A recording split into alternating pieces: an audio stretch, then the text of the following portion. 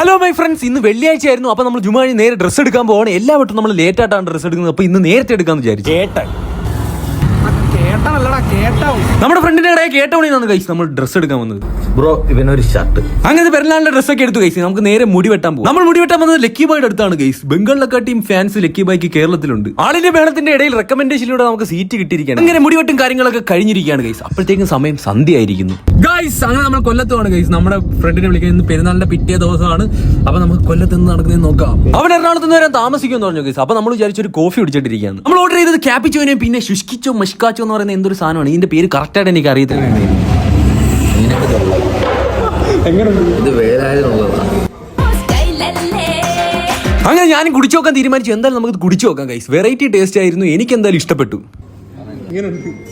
കട്ടൻ ചായ അയച്ചിട്ടത്. അപ്പൊ നമ്മൾ അതെല്ലാം സാപ്പിട്ടതിന് ശേഷം ഒരു മൊജിറ്റയും കുടിച്ച് നേരെ നമ്മൾ വി പാർക്കിലോട്ട് പോവാണ്. അവൻ ഇനിയും വരാൻ താമസിക്കുന്നതാണ് പറഞ്ഞത്. ഇവിടെ വന്നപ്പോ ഞാൻ ഞെട്ടി ഗൈസ്. മിന്നൽ കൊണ്ട് മാല കോർത്ത കൊച്ചു ദാ പോകും. ഈ പ്രായത്തിലൊക്കെ ഞാൻ കളിപ്പാട്ട ഉരുട്ടി നടക്കും. രാത്രി കൊല്ലം ഫുൾ ഓണാണ് ഗൈസ്. എല്ലാ പ്രായക്കാരും ഒരുപോലെയാണെന്ന് ഇപ്പൊ എനിക്ക് തോന്നുന്നു. 2 വയസ്സുള്ള പിള്ളേർ മുതൽ അങ്കിളും ആന്റിമാരും അമ്മൂമ്മമാരും വരെ ഉണ്ട്. നമ്മൾ എന്തായാലും അവിടെ നിന്ന് ഡ്രൈവിംഗ് മേടിക്കാൻ വെച്ചേക്കുന്ന സാധനത്തിൽ കുറച്ചു നേരം നിന്ന് കറക്കിയതിന് ശേഷം നമ്മൾ നേരെ നമ്മുടെ കൂട്ടുകാരനെ വിളിക്കാൻ റെയിൽവേ സ്റ്റേഷനിലോട്ട് പോവാണ്. മിന്നൽ വളയിട്ടേണ്ട അടിയാണ് ഇവിടെ നടക്കുന്നത്. ഇവൻ എപ്പോ കാറി കയറിയാലും മിന്നൽ വളയാണ് ഗൈസ്. റൊമാന്റിക് കിങ് ആണ് ഗൈസ് ഇവൻ. അങ്ങനെ നമ്മൾ കൂട്ടുകാരനെ കിട്ടിയിരിക്കുകയാണ് ഗൈസ്. ഇനി എന്തായാലും ഇവനെ കൊണ്ട് വീട്ടിൽ ഇറക്കാം. എറണാകുളത്ത് ഹൈബ്രിഡ് കഞ്ചാവ് അവന്റെ വീട്ടിൽ നിന്ന് തന്നെയായിരുന്നു നമുക്ക് രാത്രിത്തെ ഫുഡ്. അപ്പൊ ഫുഡൊക്കെ കഴിച്ചു ഇനി നമ്മൾ നേരെ വീട്ടിലേക്ക്. അപ്പൊ അടുത്ത വീഡിയോ കാണാം ഗൈസ്.